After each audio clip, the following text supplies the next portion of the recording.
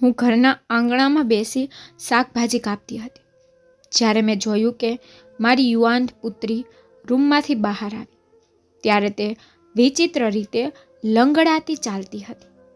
જ્યારે મેં તેને કહ્યું કે એ છોકરી શું કરી રહી છે, કેવી રીતે ચાલી રહી છે, તો તે કહેવા લાગી, જો હું આ રીતે ન ચાલું તો મારે બીજું કેવી રીતે ચાલવું જોઈએ? તમને કેવી રીતે ખબર કે મારી હાલત શું છે? મેં કહ્યું, શું હાલત છે? અભ્યાસના નામે આખો દિવસ તું રૂમમાં બેસી રહે છે.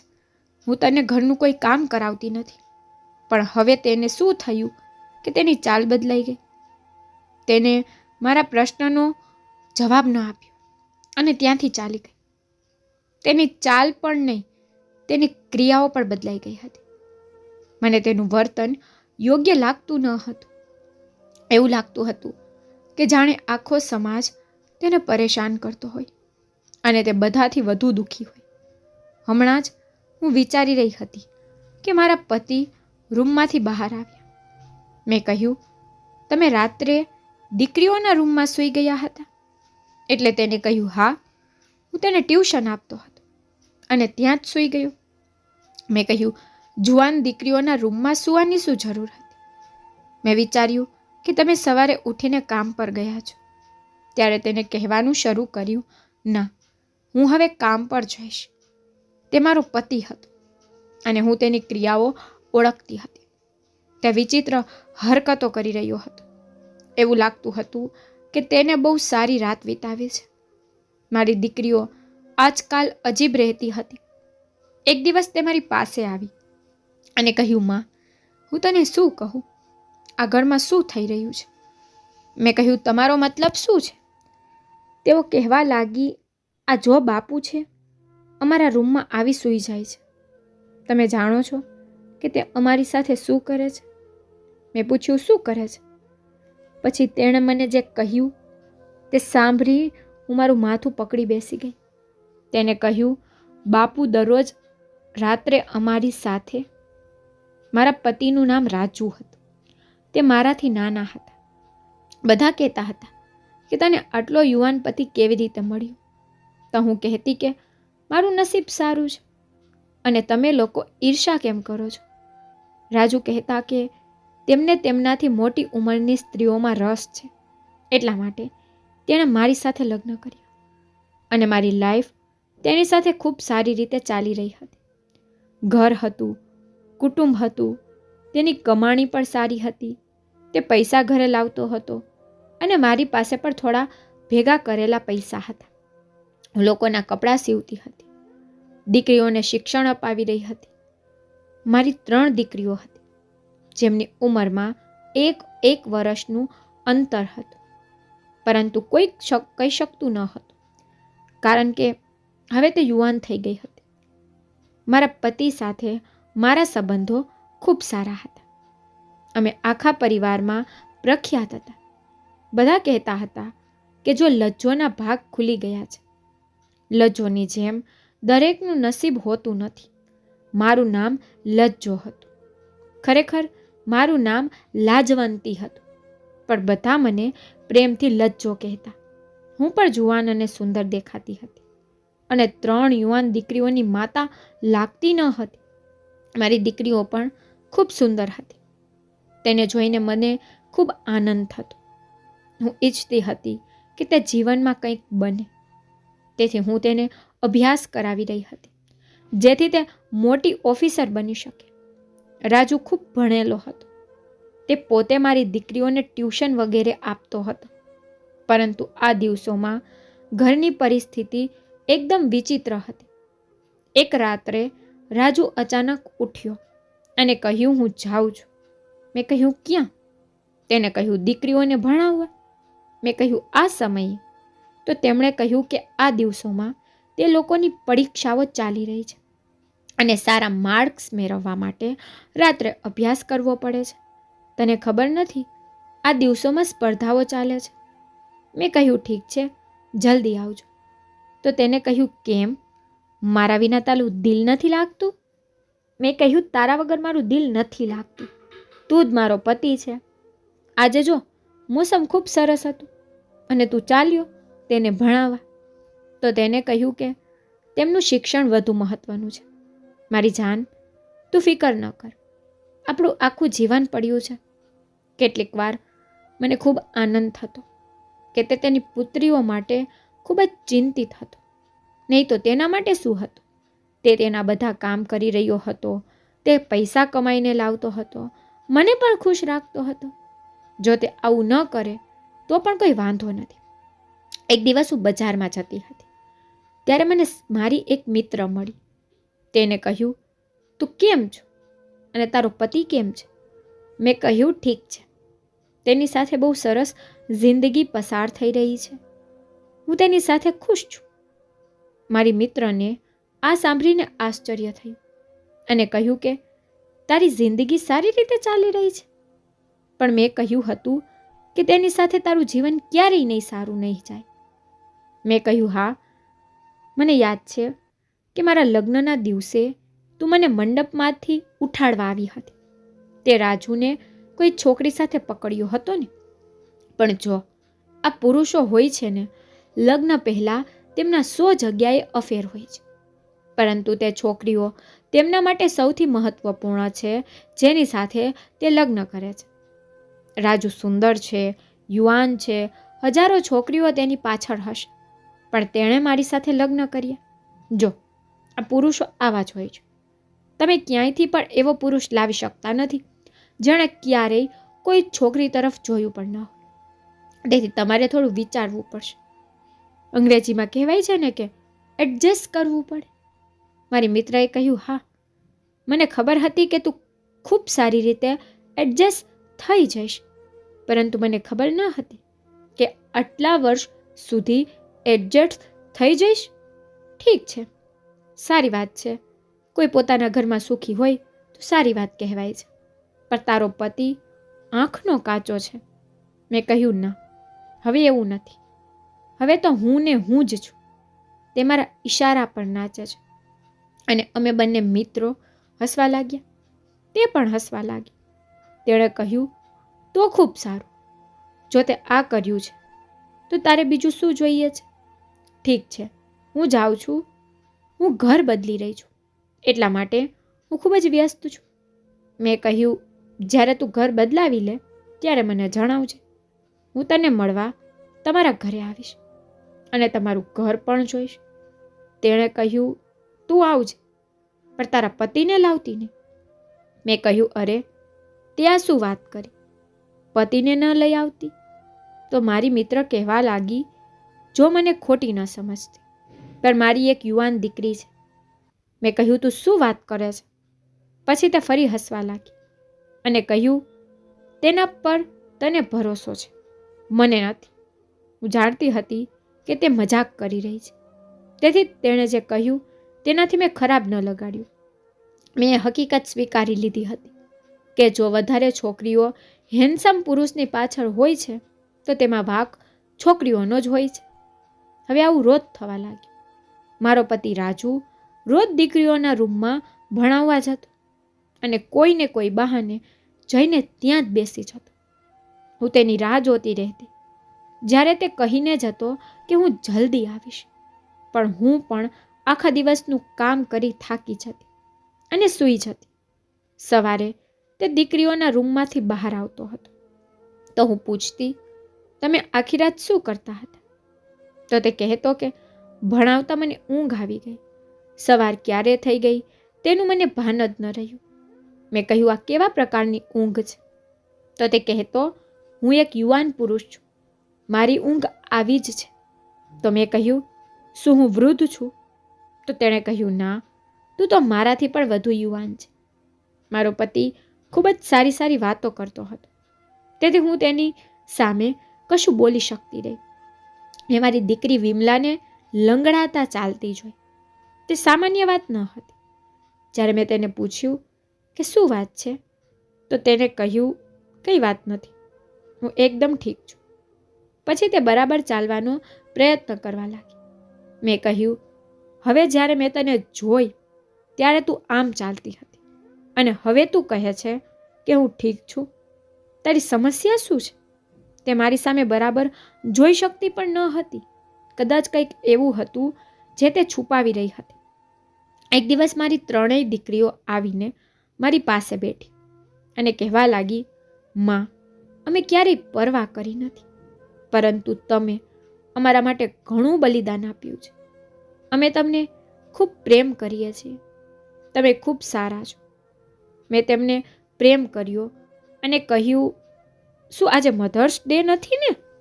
તેથી તમે બધી મારી પાસે આવીને બેઠી છો? તો તેણે કહ્યું, ના, અમને અહેસાસ થયો છે કે તમે ખૂબ જ સરસ વ્યક્તિ છો. તમે હંમેશા તમારા વિશે નહીં પણ અમારા વિશે વિચાર્યું છે. મેં કહ્યું, તે કોઈ મોટી વાત નથી.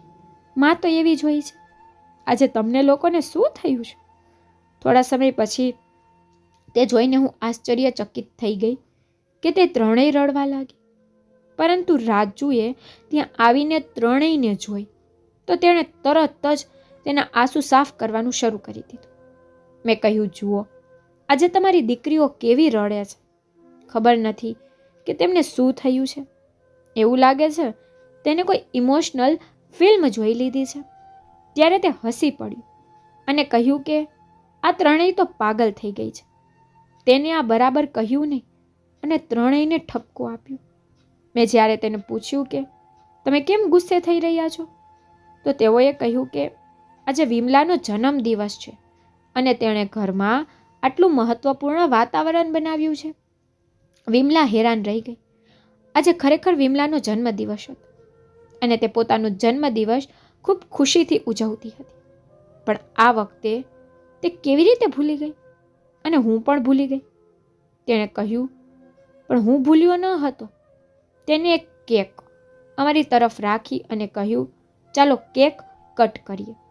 જ્યારે તે અમારી ખૂબ કાળજી લેતો ત્યારે મને ખૂબ સારું લાગતું. મેં વિચાર્યું કે આજે અમે એકબીજા સાથે ખૂબ સારો ટાઈમ વિતાવીશું.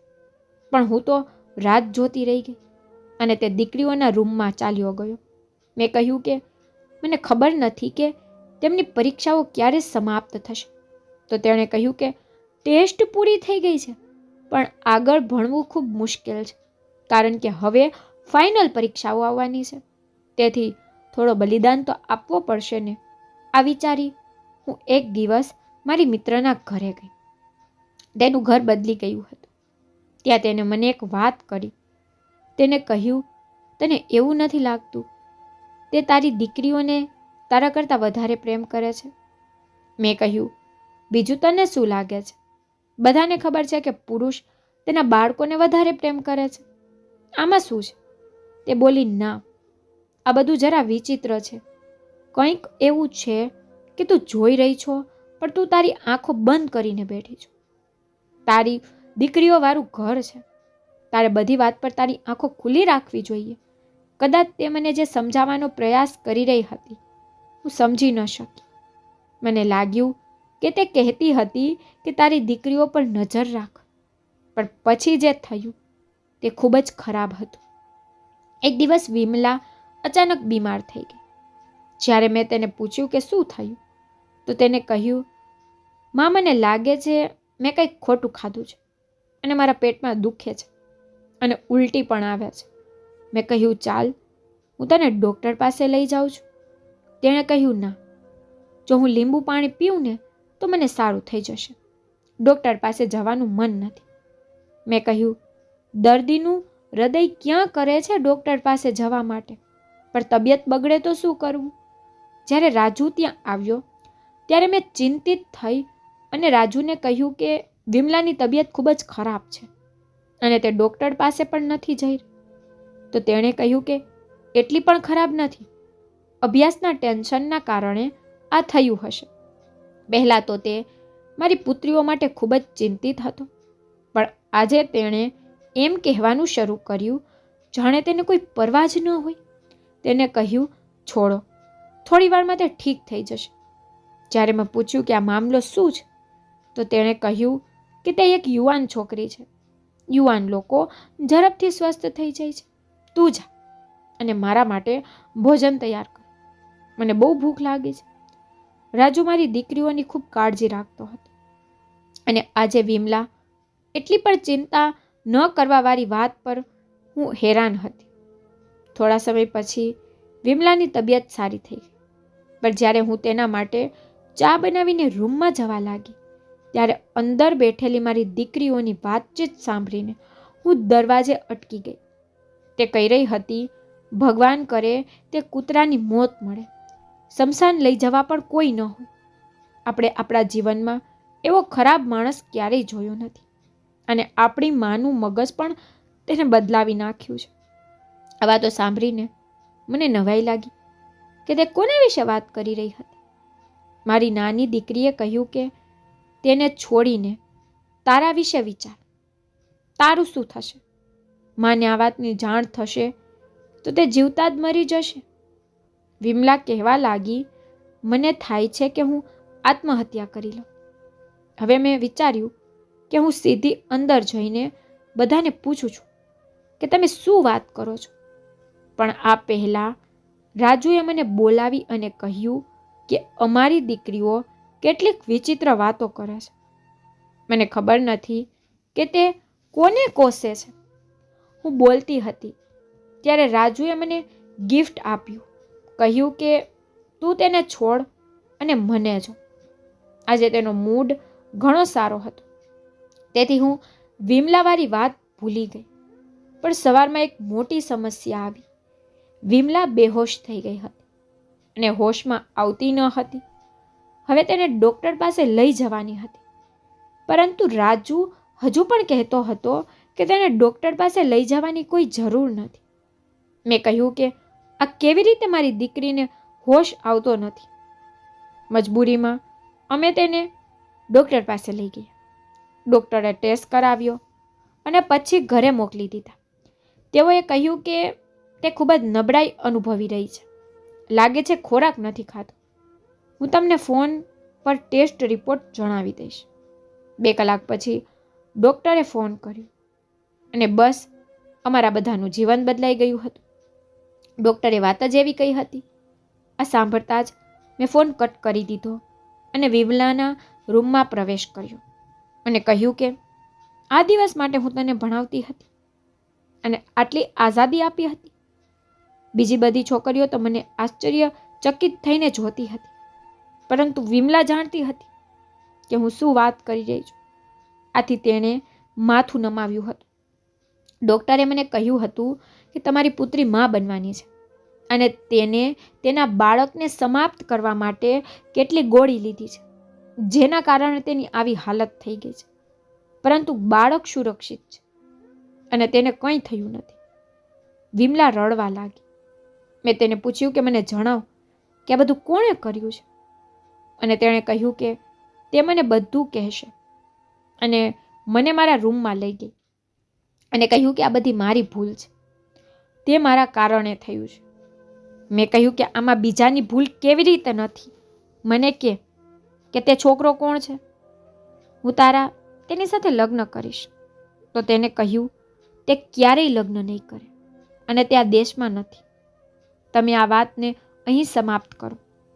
મેં કહ્યું તે આ રીતે સમાપ્ત થશે નહીં. તો તેને કહ્યું કે આ બધી મારી ભૂલ છે. તમે મને જે સજા આપો છો તેની મને પરવા નથી. જો તમે ઈચ્છો તો તમે મારો અભ્યાસ પૂરો કરી શકો છો, મને ઘરે બેસાડી શકો છો, કોઈ ઘરડા સાથે પરણાવી શકો છો. ખૂબ પરેશાન હતી, પણ આ સાંભળીને મને એવું લાગવા લાગ્યું કે જાણે તે મારા કરતાં વધુ ચિંતિત હોય. મારી પુત્રી ફરી રડવા લાગી અને ફરીથી બેહોશ થઈ ગઈ. મારો ગુસ્સો ખત્મ થઈ ગયો અને હવે મને તેની ચિંતા થવા લાગી. અમે તેને ડૉક્ટર પાસે લઈ ગયા. ડૉક્ટરે કહ્યું કે તેણે લીધેલી દવાની અસર હવે થઈ છે. તે પછી તેની હાલત ખૂબ જ ખરાબ થઈ ગઈ, પરંતુ તેના પેટમાં રહેલું બાળક હવે આ દુનિયામાં નથી રહ્યું. આ સાંભળીને મને ખબર નથી કે આ સારું હતું કે ખરાબ હતું. હું તેની સાથે વાત કરતી રહી અને પૂછતી રહી, પણ તે કહેતી ન હતી.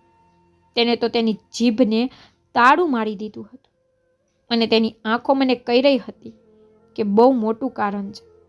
વિમલા, તું મારી એક સારી દીકરી હતી. તું અભ્યાસમાં પણ ખૂબ જ સારી હતી. તેને આવી બાબતોમાં કોઈ રસ ન હતો. તે સૌથી મોટી હતી, સુંદર અને બુદ્ધિશાળી હતી. તો પછી તે અચાનક તે આવું કેવી રીતે કરી શકે?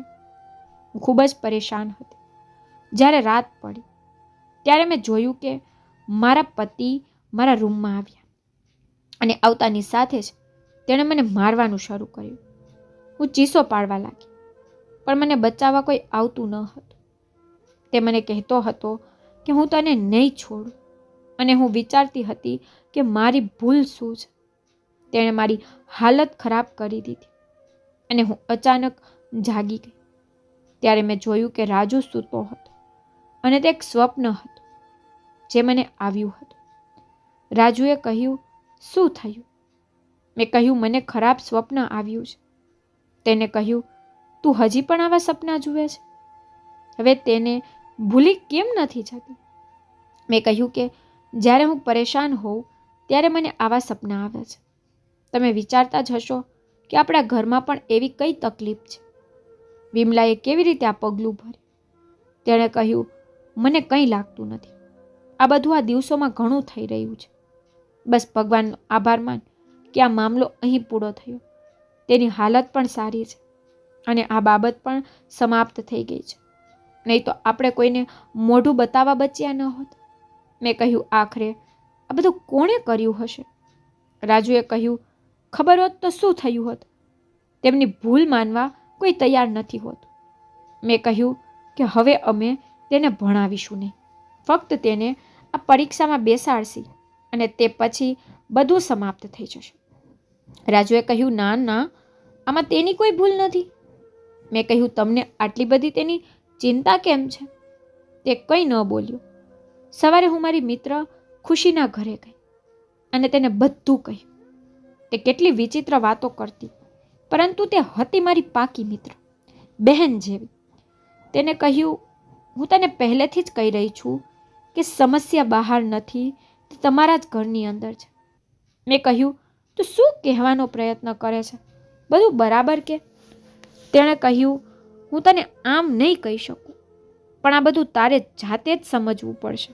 જો, તારા ઘરમાં કોણ છે, તમારી દીકરીઓ ક્યાં જાય છે, તેમના રૂમમાં કોણ આવે છે, તેમની સાથે આ બધું કોણ કરી શકે છે, તારે ખૂબ નજીકથી આ વિચારવું પડશે. પછી જ તું શોધી શકીશ કે આ બધું કોણે કર્યું છે. નહીં તો તું પાગલ થઈ જઈશ. પરંતુ તને કંઈ નહીં મળે. અને તે સાચી વાત પણ હતી. ત્યાં કંઈક એવું હતું જે હું જોઈ રહી ન હતી. હું આ દિવસોમાં ખૂબ જ પરેશાન હતી. એક દિવસ મેં રાજુને ફોન પર વાત કરતા સાંભળ્યું. તે કહી રહ્યો હતો કે હું તો સ્વર્ગમાં રહું છું. મારી સાથે ખૂબ સારું થઈ રહ્યું છે. મારી તો આસપાસ પરીઓ છે. પછી તે હસવા લાગ્યો. અમારા ઘરમાં એક બાજુ આટલું મોટું વાવાઝોડું હતું અને હજી કોઈ બરાબર થઈ શક્યું ન હતું, તો બીજી બાજુ કેવી રીતે તે આવી ખુશીથી વાત કરી રહ્યો હતો? કહેવા લાગ્યો, મારી પત્ની જેટલું પાગલ આ દુનિયામાં કોઈ નથી. જ્યારે હું અચાનક રૂમમાં ગઈ તો તેણે ફોન સ્વિચ ઓફ કરી દીધો. મેં કહ્યું, તમે કોની સાથે વાત કરતા હતા? તેને કહ્યું, મારી ગોરખપુર વાળી કાકી છે ને, હું તેની સાથે વાત કરી રહ્યો હતો. મેં તેને કહ્યું, તેને આજે તારી યાદ કેમ આવી? તેને કહ્યું, બસ આવી ગઈ. હું તો સમજી ગઈ કે તે ખોટું બોલી રહ્યો હતો. તેના મગજમાં ઘણું બધું ચાલતું હતું, કારણ કે તેને ખ્યાલ ન હતો કે તે મને તેના સંબંધી વિશે કહી રહ્યો હતો તે જીવતી નથી, તે મરી ગઈ હતી. અચાનક મને મારી મિત્ર શું કહે છે તે વાત સમજવા લાગી. હવે હું સમજી કે રાજુ એકલો જ હતો, જે મારી દીકરીઓના રૂમમાં જ હતો, અને હું ચિંતા કર્યા વગર સૂઈ જતી. હવે મારી પાસે એક જ વિકલ્પ હતો. તેણે રૂમમાં શું કર્યું તે જાણવા માટે મેં એક સારી યોજના બનાવી હતી. મેં નક્કી કર્યું હતું કે હું મારી દીકરીઓના રૂમમાં જ છુપાઈ જઈશ. સવારે મેં તેના રૂમમાં અલગ કબાટ રખાવ્યું. તે કહેવા લાગી, માં, આ કબાટ અહીં કેમ રાખો છો? તો મેં કહ્યું કે બહાર જગ્યા નથી. તેથી મારો ઈરાદો તેની પાછળ સંતાવાનો હતો, કારણ કે જો હું તેની પાછળ છુપાઈ હોત તો કોઈને ખબર ન પડી હોત કે હું ત્યાં ઊભી છું.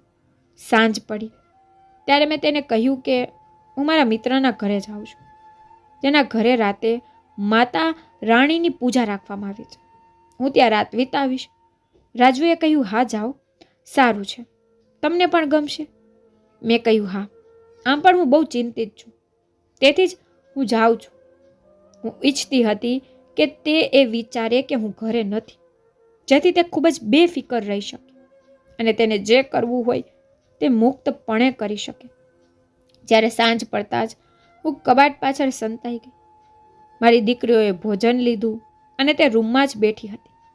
રાત પડતાની સાથે જ કંઈક એવું બન્યું કે મને આશ્ચર્ય થયું. રાજુ રૂમમાં દાખલ થયો.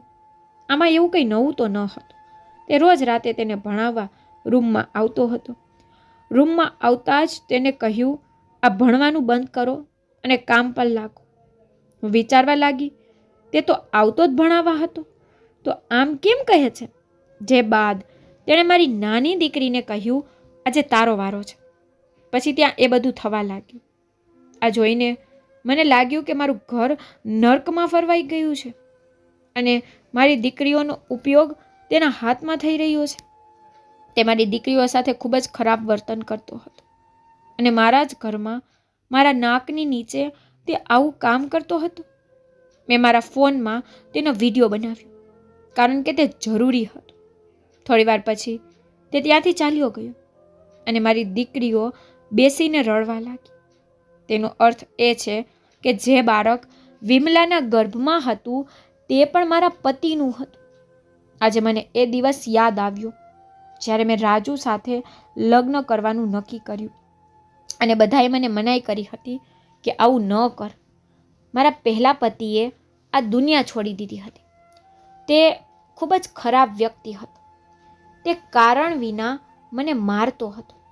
તે કહેતો હતો કે તું છોકરીઓ પેદા કરી રહી છે અને મારે એક પુત્ર જોઈએ છે. તેણે મને એક દિવસ પણ ખુશીથી રાખી ન હતી અને મારું જીવન બરબાદ કરી દીધું હતું. આ ત્રણેય પુત્રીઓ તેમની હતી. તેમના મૃત્યુ પછી રાજુ મારા જીવનમાં આવ્યો. નાનો અને યુવાન છોકરો, એ છોકરો જે મારા પ્રેમમાં પાગલ હતો. પણ આજે હું સમજી ગઈ કે તેને મારા માટે કોઈ પ્રેમ ન હતો. તે તો બીજા કોઈ કામ માટે આવ્યો હતો. તેને એક તીરથી 4 નિશાન કર્યા. હું અને મારી 3 નાની દીકરીઓ. જોરથી રડવા લાગી. બધાએ મને રોકી હતી. બધાએ કહ્યું હતું કે તું પાગલ થઈ ગઈ છે, સ્વાર્થી થઈ ગઈ છે, તારા વિશે જ વિચારે છે, દીકરીઓ વિશે વિચારતી નથી. મેં કહ્યું, પણ હું મારા વિશે કેમ ન વિચારું? મારા પહેલા પતિએ મને ખૂબ હેરાન કરી. શું મારી ઈચ્છા નથી? જો હું તેની સાથે લગ્ન કરવા માંગુ છું તો તમને બધાને શું છે? અને લગ્ન પછી રાજુ હંમેશા મારી દીકરીઓને પોતાની દીકરીઓ જ માનતો હતો. પણ આ એક નાટક હતું. હું ભૂલી ગઈ હતી કે તે તેનો સાચો પિતા નથી. તેણે સાબિત કર્યું કે સોતેલો પિતા ક્યારેય તેના સગા પિતાનું સ્થાન લઈ શકતો નથી. મારો દોષ એ હતો કે મેં તેના પર ખૂબ વિશ્વાસ કર્યો. તેથી જ કહેવાય છે કે બધું ક્યારેય એક જેવું નથી રહેતું. મારે વિચારવું જોઈતું હતું. આ મારી મોટી ભૂલ હતી. હું ત્યાંથી નીકળી અને મારી દીકરીઓ સામે આવી. તે મને જોઈને આશ્ચર્યચકિત થઈ ગઈ અને તેને ખબર પડી કે હું બધું જ જાણું છું. મેં કહ્યું કે તમે બધાએ મને કેમ ના કહ્યું? તો તે રડવા લાગી અને કહ્યું કે રાજુએ કહ્યું હતું કે જો તમે આ વાત તમારી માને કહેશો તો હું તમારી માને મારી નાખીશ. અમને આ કરવું ન હતું કારણ કે તમારા સિવાય બીજું કોણ અમારું હતું.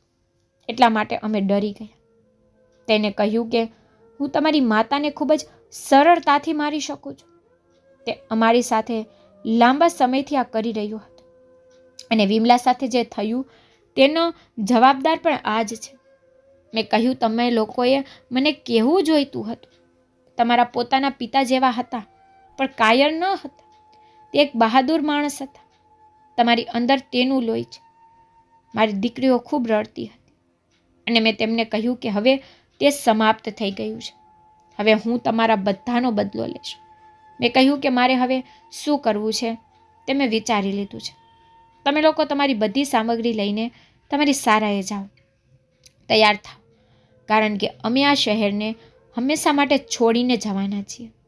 તમારી તૈયારી કરવા માટે તમારી પાસે 1 અઠવાડિયું છે અને કોઈને કહેશો નહીં. મને મારી દીકરીઓએ કહ્યું કે જો અમે શહેર છોડીશું તો શું થશે? મેં કહ્યું તે આપણને શોધી લેશે. તમને જે કહેવામાં આવ્યું છે તે કરો. મેં કહ્યું ઠીક છે. મેં બનાવેલો વિડીયો મારી પાસેનો પુરાવો હતો. મારે પોલીસ સ્ટેશન જઈને રિપોર્ટ નોંધાવવાની હતી. તેને વિડીયો પણ આપવાનો હતો. તે પછી પોલીસ કર્મીઓએ ચોક્કસપણે તેને પકડવાનો હતો. મેં શહેર છોડવાની તૈયારી કરી અને મારી દીકરીઓને પણ શું કરવું અને કેવી રીતે કરવું તે સમજાવ્યું. રાજુને પણ ખબર ન હતી કે તેની સાથે શું થવાનું હતું. અમે બધા એકબીજા સાથે હતા. હું ઘણું બધું કરી રહી હતી કારણ કે અમે હવે કોઈ ભૂલ કરી શકતા ન હતા. પહેલેથી જ મારાથી મોટી ભૂલ થઈ ગઈ હતી. મારી મિત્રને ખબર હતી કે રાજુ ખરાબ વ્યક્તિ હતો, તેથી તેને મને તેની સાથે લગ્ન કરવાની ના પાડી હતી. મેં જવાની વ્યવસ્થા કરી અને પોલીસ કર્મીઓને બધું કહ્યું. અમે અમારા વિસ્તારની ગલીમાંથી પસાર થઈ રહ્યા હતા ત્યારે પોલીસની ગાડી અમારા ઘર તરફ જતી હતી અને રાજુ ઘરમાં એકલો હતો. તે પોલીસથી બચી ગયો તો પણ તેના માટે એટલું ઘણું હતું કે મેં તેને કાયમ માટે છોડી દીધો હતો. મને પહેલાં રાતે ઊંઘ ન આવતી, હવે તો બિલકુલ આવતી નથી. એવું લાગે છે કે મારી દીકરીઓ સાથે જે કંઈ થયું છે તે રાજુએ નહીં પણ મારા કારણે થયું છે. અમે બીજા શહેરમાં રહીએ છીએ. મારી દીકરીઓનું ભણતર પૂરું થયું અને તે કામ કરે છે અને હું મારું ઘર ચલાવું છું. પરંતુ હજુ પણ મને લાગે છે કે આ બધી મારી મૂર્ખતાના કારણે થયું છે. પણ હવે હું મારી દીકરીઓ માટે જાન પણ આપી શકું છું. તમને જો મારી સ્ટોરી પસંદ આવી હોય તો લાઈક શેર સબસ્ક્રાઈબ જરૂરથી કરજો અને તમને મારી સ્ટોરી કેવી લાગે છે તે મને કમેન્ટમાં જરૂરથી કહેજો. Thank you.